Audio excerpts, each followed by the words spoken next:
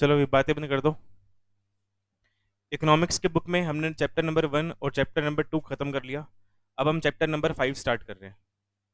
Chapter 5 का आपको नाम दिया हुआ है इंडियन इकोनॉमी, और इस चैप्टर में हम सबसे पहले एमएसएमई का टॉपिक एक है वो पढ़ेंगे। ठीक है, अगर आपकी बुक में टॉपिक नहीं है तो आप इसको नोट कर लेना। सिर्फ इसके बारे में कुछ मेन मेन बातें हैं वही नोट करनी है, सारा नोट नहीं करना। मैं बता दूंगा जो नोट करना होगा। ठीक है, पहले आप इसको समझ लो। अब ये एमएसएमई है, बाद में मैं आपको इसको नोट करवा दूंगा। एमएसएमई का मतलब है micro small and medium enterprises. मतलब कोई भी ऐसा बिजनेस, कोई भी ऐसा एंटरप्राइज जो माइक्रो स्केल पे काम कर रहा है, स्मॉल स्केल पे काम कर रहा है या मीडियम स्केल पे काम कर रहा है, उस बिजनेस को एमएसएमई एक्ट, एमएसएमई का पूरा कानून है जो 2006 में बनाया गया था, वो बिजनेस इस एक्ट के अंदर कवर हो जाएगा। तो मान लो हमने कोई नया बिजनेस स्टार्ट किया है, या हम पहले से बिजनेस करते हुए आ रहे हैं इंडिया में। अब हमारा बिजनेस माइक्रो माना जाएगा, स्मॉल माना जाएगा या मीडियम माना जाएगा। उसके लिए एक लिमिट दे रखी है पैसा इन्वेस्ट करने की, कि आपने अपने बिजनेस के अंदर पैसा कितना इन्वेस्ट किया हुआ है। उस इन्वेस्टमेंट के बेसिस के ऊपर डिसाइड किया जाएगा हमारा बिजनेस माइक्रो होगा, स्मॉल होगा या फिर, हाँ, माइक्रो सबसे छोटा। माइक्रो का मतलब क्या होता है? सबसे छोटा। और स्मॉल का मतलब माइक्रो से बड़ा, और मीडियम का मतलब स्मॉल से बड़ा। इसके बाद लार्ज आएगा, वो लार्ज जिसमें कवर नहीं होता। ठीक है, ये एक्ट जो है वो सिर्फ माइक्रो, स्मॉल और मीडियम बिजनेस को कवर करता है। तो हमारा बिजनेस माइक्रो है, स्मॉल है या मीडियम है, वो डिपेंड करता है हमने बिजनेस के अंदर कितना पैसा इन्वेस्ट किया हुआ है, उस इन्वेस्टमेंट के ऊपर। अब ये इस एक्ट में आने के पीछे पर्पस क्या होता है? अब जैसे मान लो हमने कोई सोल ट्रेडिंग फर्म खोल रखी है, हमने कोई दुकान खोल रखी है, कोई शॉप खोल रखी है, कोई शोरूम खोल रखा है, हम उसको एमएसएमई एक्ट में कवर करना चाहते हैं, ताकि एमएसएमई एक्ट में माइक्रो को, स्मॉल को और मीडियम को जो बेनिफिट मिलते हैं, वो बेनिफिट हमें भी मिलने क्या हो जाए, स्टार्ट हो जाए। ठीक है, तो हमें एमएसएमई एक्ट में अपने बिजनेस का रजिस्ट्रेशन करवाना पड़ेगा। रजिस्ट्रेशन करवाने के बाद आपके पास एक सर्टिफिकेट आएगा अथॉरिटी से। उस सर्टिफिकेट के ऊपर लिखा होगा हमारा बिजनेस माइक्रो माना जाएगा, स्मॉल माना जाएगा या मीडियम माना जाएगा। उस सर्टिफिकेट के ऊपर लिखा रहेगा। ठीक है, जैसा भी हमारा स्टेटस होगा, अब अगर हमारे बिजनेस का स्टेटस माइक्रो का है तो माइक्रो बिजनेस को जो बेनिफिट मिलते हैं वो सारे बेनिफिट हमको मिलने स्टार्ट हो जाएंगे। अगर हमारे सर्टिफिकेट पे स्मॉल का स्टेटस दिया हुआ है तो स्मॉल एंटरप्राइज को जो बेनिफिट मिलते हैं वो सारे बेनिफिट हमको मिलने शुरू हो जाएंगे। अगर हमारा स्टेटस मीडियम का होगा तो मीडियम के जो बेनिफिट है वो हमको मिलने स्टार्ट हो जाएंगे। ठीक है, अब माइक्रो के सबसे ज़्यादा बेनिफिट होते हैं, उससे कम बेनिफिट स्मॉल के होंगे, और उससे भी कम बेनिफिट किसके होंगे? मीडियम के। ठीक है, अब बिजनेस जो होता है या तो वो गुड्स का होता है या सर्विस का होता है। मतलब अगर हम गुड्स में डील कर रहे हैं तो भी हम एमएसएमई में कवर हो सकते हैं, अगर हम सर्विस में डील कर रहे हैं तो भी हम एमएसएमई में कवर हो सकते हैं। ठीक है, आपका बिजनेस चाहे दोनों में से कैसा मर्जी हो। अब स्टेटस कौन सा मिलेगा और कैसा मिलेगा? अब जो ये एमएसएमई की डेफिनेशन है,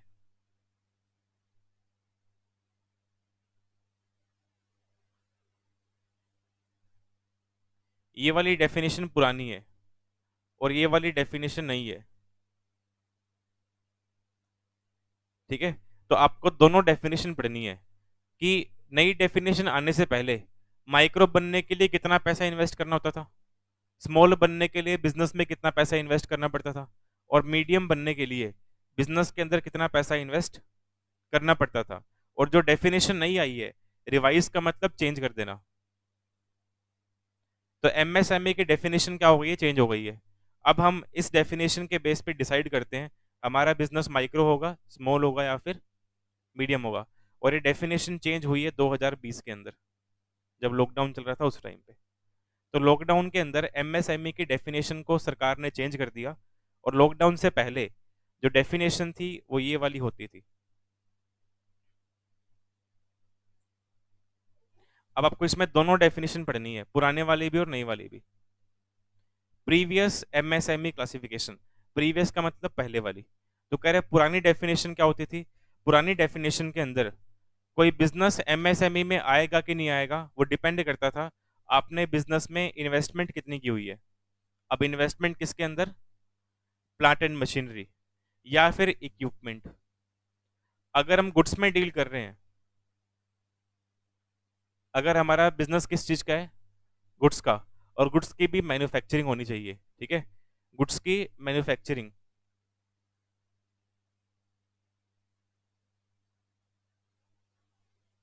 मैन्युफैक्चरिंग ऑफ गुड्स। अगर हमारा बिजनेस मैन्युफैक्चरिंग ऑफ गुड्स का होगा तो हमारा बिजनेस माइक्रो माना जाएगा, स्मॉल माना जाएगा या मीडियम माना जाएगा। वो डिपेंड करता है हमने अपने बिजनेस में प्लांट एंड मशीनरी पे कितना पैसा इन्वेस्ट किया हुआ है। अगर हमारा बिजनेस सर्विस का होगा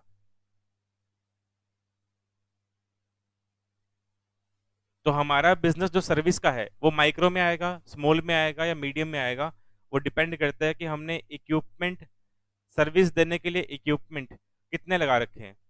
अब जैसे अगर हम मैन्युफैक्चरिंग ऑफ गुड्स की बात करते हैं, गुड्स की मैन्युफैक्चरिंग करने के लिए आपको बिजनेस के अंदर मशीनरी चाहिए, ठीक है? प्लांट भी चाहिए हो सकता है। प्लांट का मतलब एक बड़ा सेटअप, ठीक है? और मशीनरी का मतलब कोई भी छोटी मशीन चल सकती है। तो मशीन और प्लांट दोनों में फर्क होता है। प्लांट का मतलब एक पूरा का पूरा बड़ा सेटअप जिसको ज़्यादा जगह चाहिए एस्टेब्लिश करने के लिए मशीन्स को। और मशीनरी कैसी भी हो सकती है, छोटी भी हो सकती है साइज में और बड़ी भी हो सकती है। तो कह रहे हैं अगर आप गुड्स की मैन्युफैक्चरिंग कर रहे हो तो जाहिर सी बात है आप मैन्युफैक्चरिंग करने के लिए मशीन का इस्तेमाल कर रहे होगे। तो आपने जो मशीन बिजनेस में लगा रखी है वो कितने की आपने परचेज की थी? अगर आप सर्विस में डील कर रहे हो तो आपके पास इक्विपमेंट होंगे। अब सर्विस के अंदर इक्विपमेंट क्या होते हैं?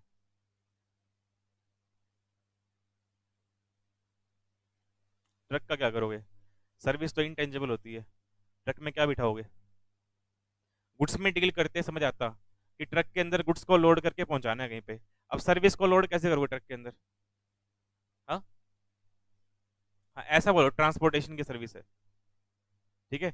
या फिर मान लो हम कोई डॉक्टर है, उसने हॉस्पिटल खोल रखा है, तो हॉस्पिटल के अंदर वो इक्विपमेंट इस्तेमाल करेगा, मशीनें इस्तेमाल करेगा, तो वो इसमें आ जाएंगी, ठीक है? तो इक्विपमेंट चेक करना है कि आपने इक्विपमेंट में कितना पैसा इन्वेस्ट किया है, ये देखना है सर्विस के लिए। और गुड्स में डील कर रहे हो तो प्लांट मशीनरी में कितना इन्वेस्ट किया है पैसा आपने, वो देखना पड़ेगा।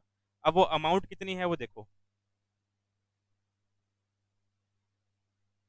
ऊपर वाली लिमिट गुड्स के लिए है और नीचे वाली लिमिट किसकी हो गई? सर्विस के लिए। तो पहले हम जो गुड्स की लिमिट है उसको पूरा पढ़ लेते हैं। गुड्स की लिमिट क्या बोल रहे हैं? ये कह रहे हैं कि अगर आपने अपने बिजनेस के अंदर प्लांट मशीनरी में कितना पैसा इन्वेस्ट किया हुआ है? 25 लाख से कम, ठीक है? अगर आपने अपने बिजनेस के अंदर, आप गुड्स में डील कर रहे हो, गुड्स की मैन्युफैक्चरिंग कर रहे हो, और आपने अपने बिजनेस के अंदर 25 लाख से कम की प्लांट मशीनरी लगा रखी है, तो इसका मतलब हमारा बिजनेस कौन सा स्टेटस लेगा? यार एक काम करो, एक बैटरी ले आओ साथ वाले रूम से।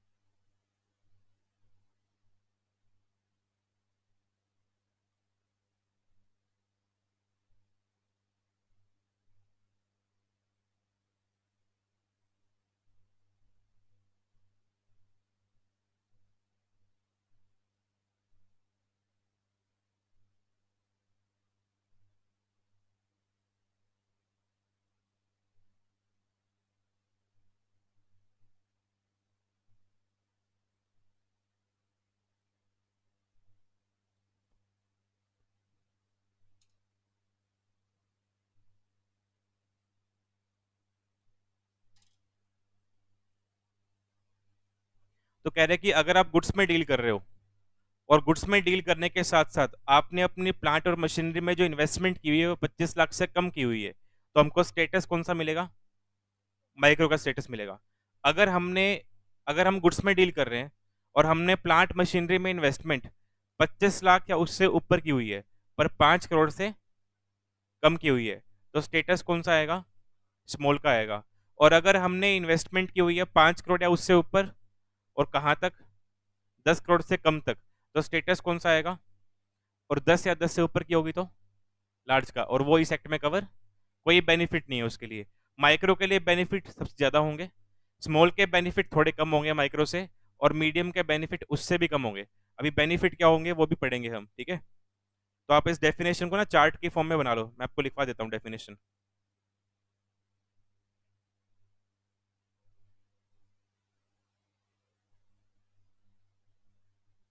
आप बस ये चार्ट ड्रॉ कर लेना और कुछ ड्रॉ नहीं करना आपको, इसमें कुछ नोट करने की जरूरत नहीं है। डेफिनेशन ऊपर पहले हेडिंग डाल दो, चैप्टर नंबर 5 पढ़ रहे हैं हम, और इसमें हम सबसे पहले पढ़ रहे हैं एमएसएमई। तो डेफिनेशन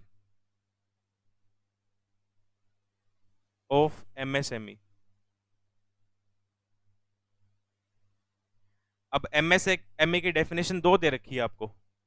एक है बिफोर अमेंडमेंट,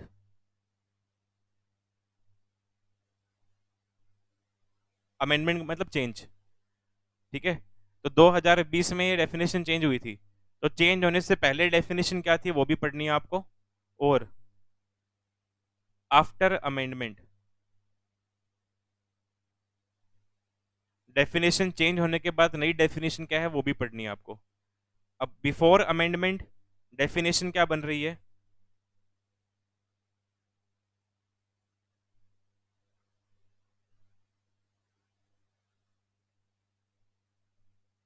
मैन्युफैक्चरिंग ऑफ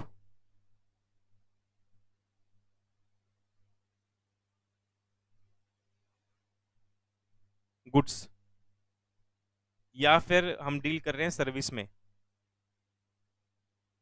या तो हम गुड्स में डील कर रहे हैं या सर्विस में डील कर रहे हैं। अगर आप गुड्स में डील कर रहे हो तो आपको चेक करना है investment in plant and machinery.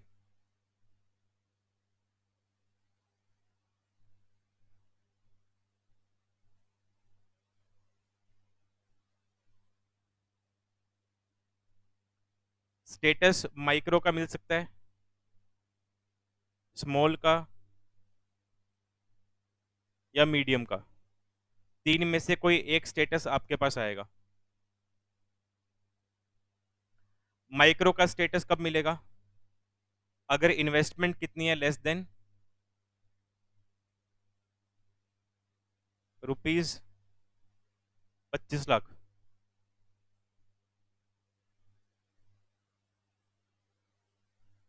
Small का स्टेटस कब आएगा? हाँ, ₹25 लाख और more,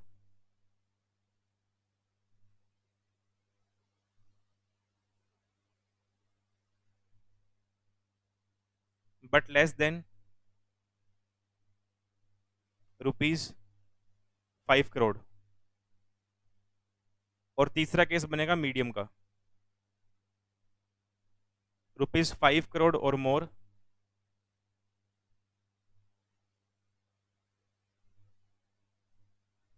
but less then ₹10 crore. ये ये तो हमने बात कर ली एमएसएमई की गुड्स में डील करने के लिए, अगर हम गुड्स में डील कर रहे हैं तो।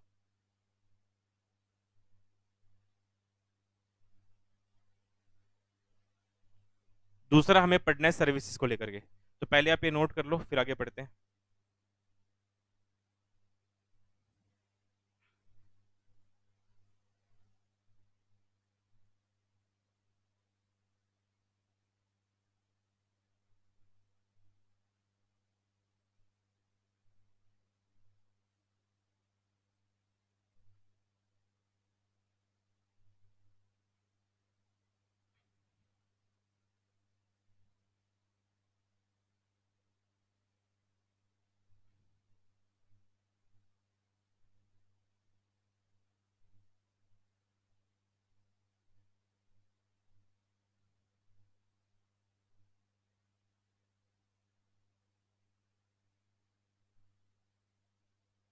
हो गया नोट?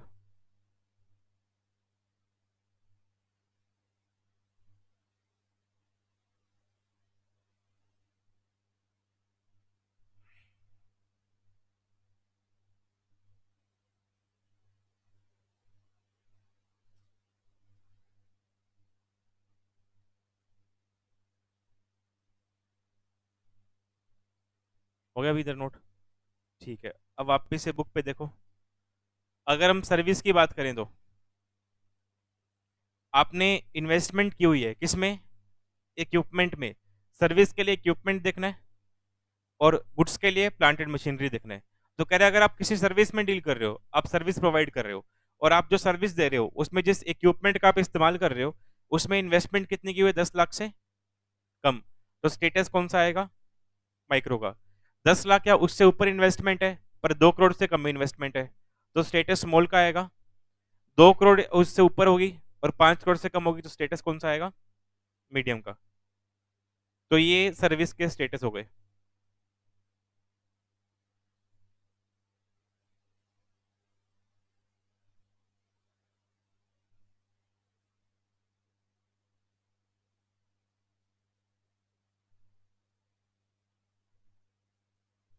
रुको, इसको सर्विस के अंदर हम देखेंगे इन्वेस्टमेंट इन इक्विपमेंट्स।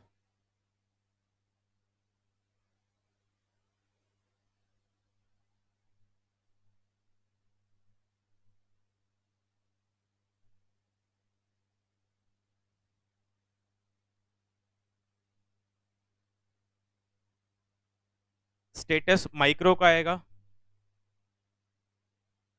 स्मॉल का, या फिर मीडियम का।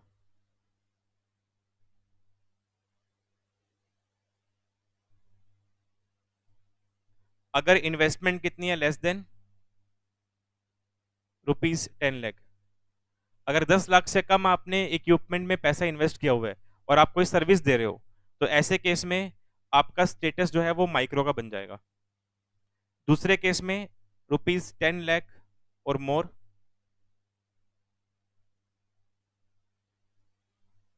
But less than ₹2 crore. 10 lakh या उससे ऊपर आपने पैसा इन्वेस्ट किया सर्विस के अंदर इक्विपमेंट में पर 2 करोड़ से कम इन्वेस्ट किया है तो स्टेटस आपके पास स्मॉल का आएगा। और तीसरा केस बनेगा ₹2 करोड़ और more, but less then ₹5 crore. तो ये डेफिनेशन पुराने वाली है। तो 2020 से पहले इस डेफिनेशन के हिसाब से स्टेटस मिलता था।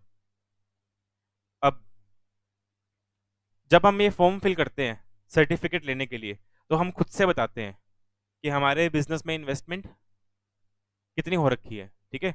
अब अभी जैसे मैंने आपको बताया कि सबसे ज्यादा फायदे इसको मिलते हैं माइक्रो को।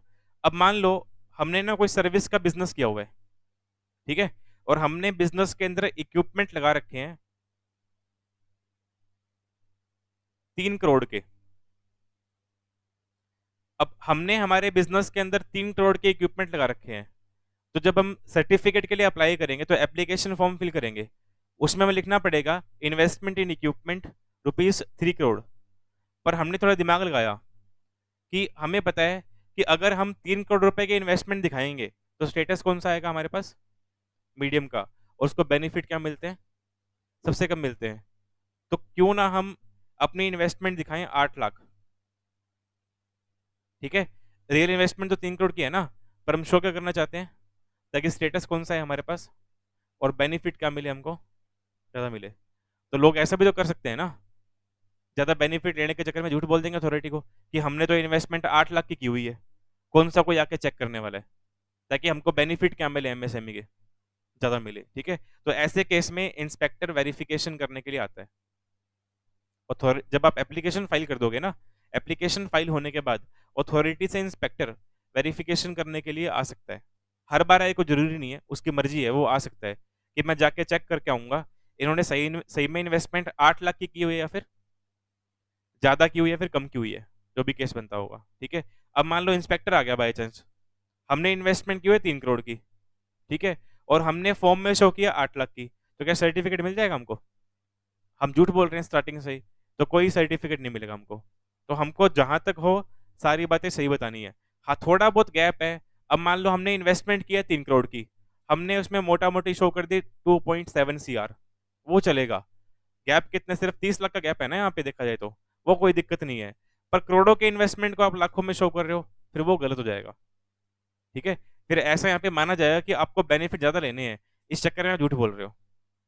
थोड़ा बहुत गैप होता है वो तो समझ आता है कि हमने कितना पैसा इन्वेस्ट किया है, हमें एकदम एक्यूरेटली नहीं पता होगा, उसके अमाउंट थोड़ी बहुत ऊपर नीचे हो सकती है, पर इतना इतना गैप हो, बिजनेसमैन को समझ आता है ना इतना तो, कि इतना पैसा हमने इन्वेस्ट किया और इतना गैप शो कर रहे हैं, तो कहने की गड़बड़ है कुछ ना कुछ। ठीक है, थोड़ा बहुत गैप चलेगा, इतनी बड़ी बड़ी अमाउंट के जो गैप होंगे वो नहीं चलेंगे। फिर हम हमारा जो सर्टिफिकेट लेने की एप्लीकेशन होगी, अथॉरिटी वो कैंसिल कर देगी कि आपको हम कोई भी सर्टिफिकेट नहीं देंगे, आप झूठ बोल रहे हो स्टार्टिंग से ही। ठीक है, ये लिखा हुआ है, कोई नहीं मिलेगा, कुछ टाइम तक हमको फिर बैन कर देंगे सर्टिफिकेट लेने से,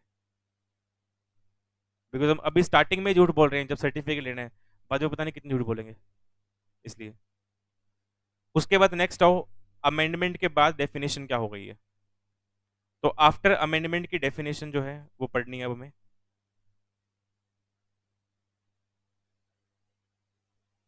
तो रिवाइज्ड डेफिनेशन देखो, रिवाइज्ड डेफिनेशन जो है उसमें आपको दो चीज चेक करनी है, एक तो इन्वेस्टमेंट चेक करनी है और एक एनुअल टर्नओवर चेक करनी है। एनुअल का मतलब पूरे साल की, और टर्नओवर का मतलब क्या हुआ,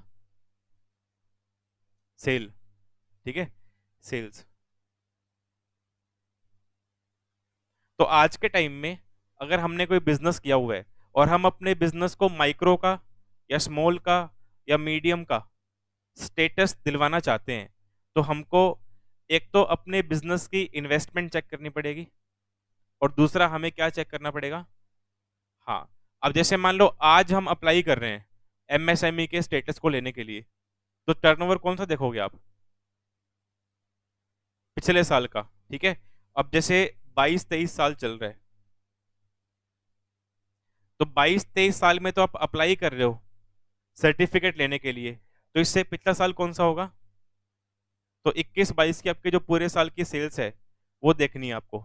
और सेल कहाँ लिखी होती है, ट्रेडिंग अकाउंट में लिखी होती है ना, ट्रेडिंग अकाउंट बनता है, उसके क्रेडिट साइड में लिखी होती है सेल्स, तो वहां जो सेल की अमाउंट आ रही है वो आपको भरनी पड़ेगी फॉर्म के अंदर, ये लिखा हुआ है।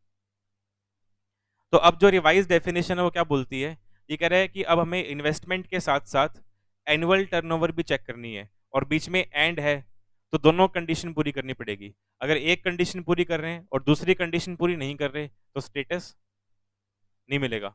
ठीक है, अब लिमिट है क्या वो देखो, मैन्युफैक्चरिंग एंड सर्विस दोनों के लिए सेम दे रखी है। अभी हमने पुरानी डेफिनेशन पढ़ी थी, पुरानी डेफिनेशन के अंदर गुड्स वाले केस की लिमिट क्या थी, अलग थी, और सर्विस वाले केस की लिमिट क्या थी।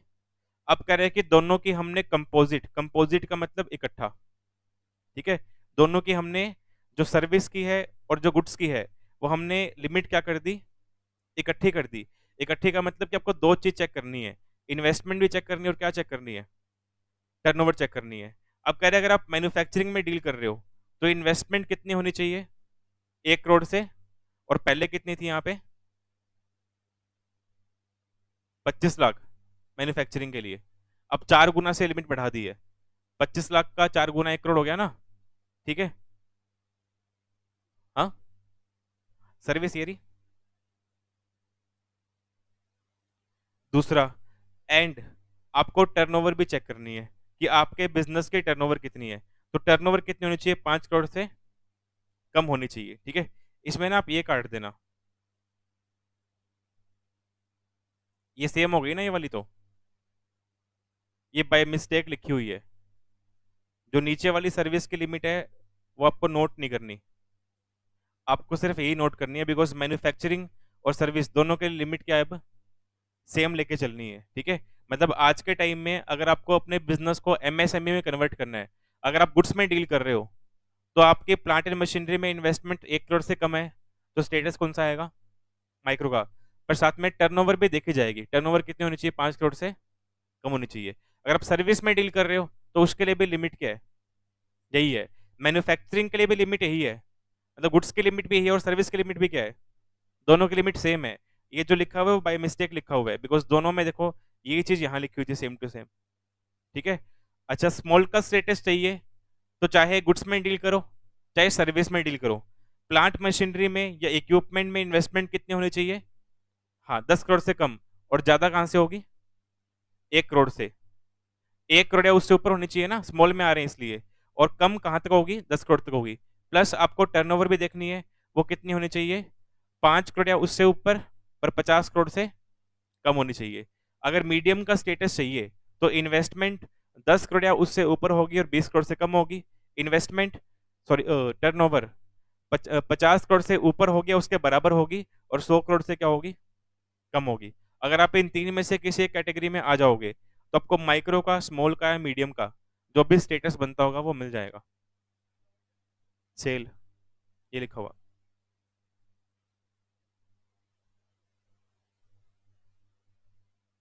अब इसको नोट करो।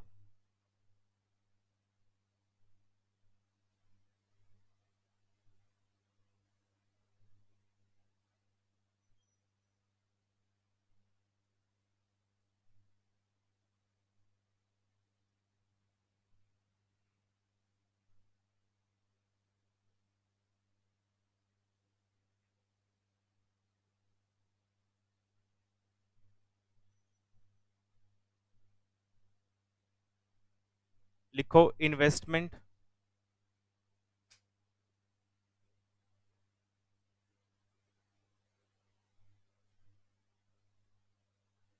Investment in plant and machinery और equipment and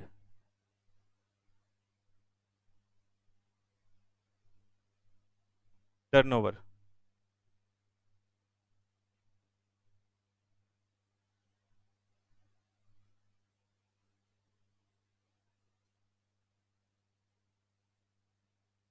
micro, small, medium.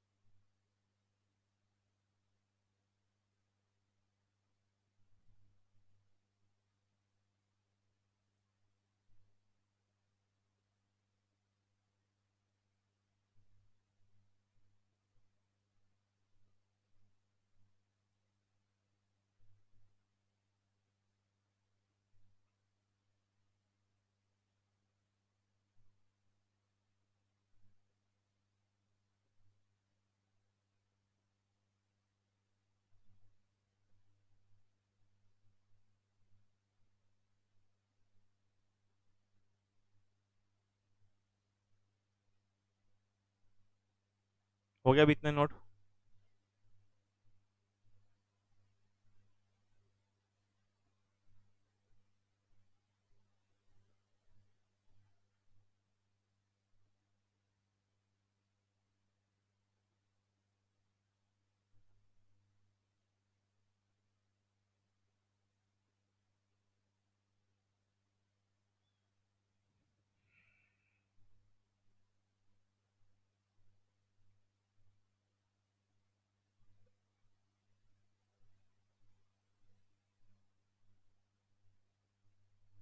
हो गया।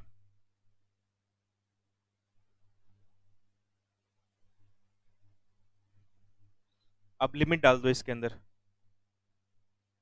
इन्वेस्टमेंट की 1 करोड़ से कम, 1 से 10, और 10 से 20।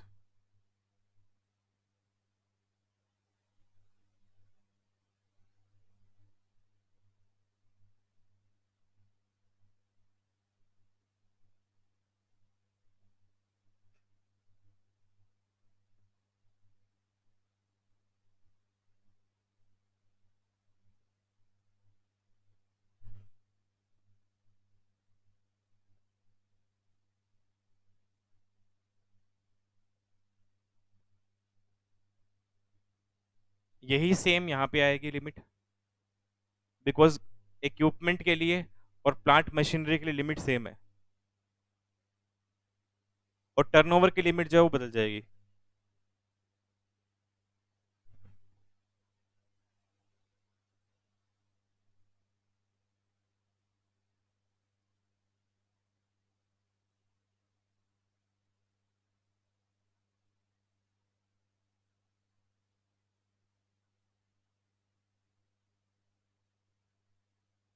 कितना?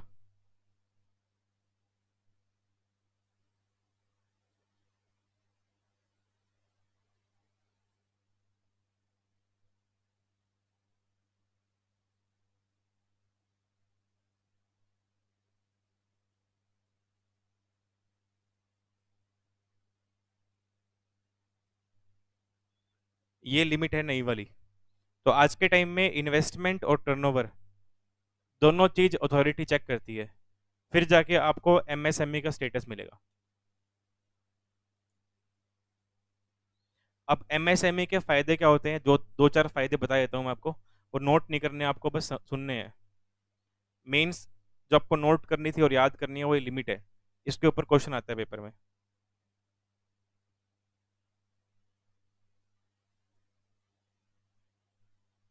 एक आपको बिजनेस का नाम दे देंगे कोई भी, उस बिजनेस के अंदर इन्वेस्टमेंट इतने रुपए की है और उसकी टर्नओवर ये है, बताओ उसको स्टेटस कौन सा मिलेगा?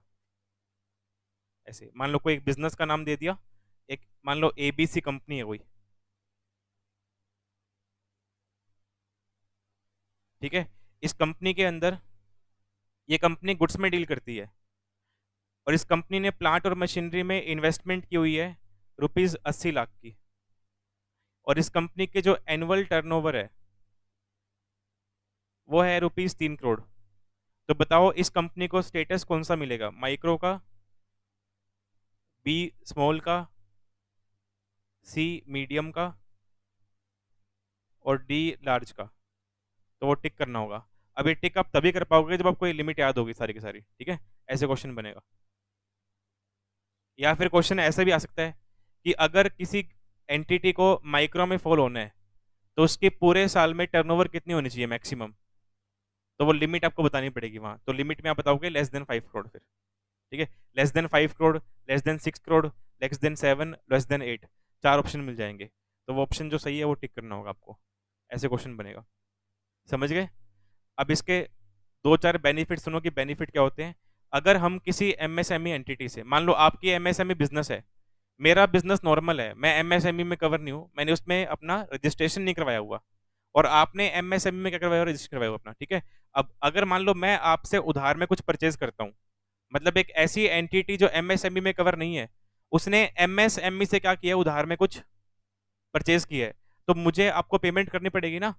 मैंने आपसे उधार में सामान लिया है, तो मुझे मैक्सिमम 45 दिन मिलते हैं, मतलब मुझे 45 दिन के अंदर पेमेंट आपको करनी पड़ेगी, वरना मेरे पर ब्याज का जो मीटर है वो स्टार्ट हो जाएगा। तो आप एमएसएमई से उधार में सामान ले सकते हो, पर मैक्सिमम 1.5 महीने के लिए। 1.5 महीने के अंदर आपको एमएसएमई की पेमेंट करनी पड़ेगी। अगर मैंने 45 दिन के बाद लेट किया, तो हर दिन का जो ब्याज का मीटर है वो मेरा स्टार्ट हो जाएगा।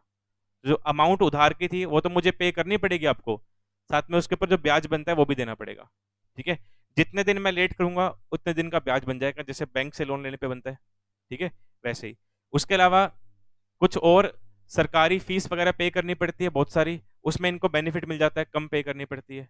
अच्छा, एमएसएमई बैंक से लोन लेती है तो इनको कम इंटरेस्ट रेट पे बैंक से लोन मिल जाएगा।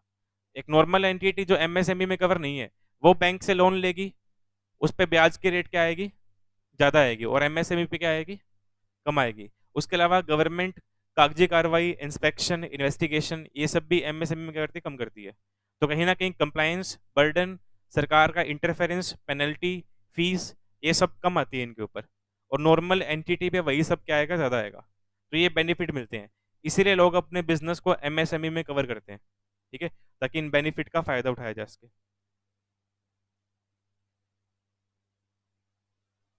समझ गए इसको? बस अब इतना ही करते हैं इसको। तो अभी चैप्टर 5 में हमने एक टॉपिक कवर किया है, ठीक है।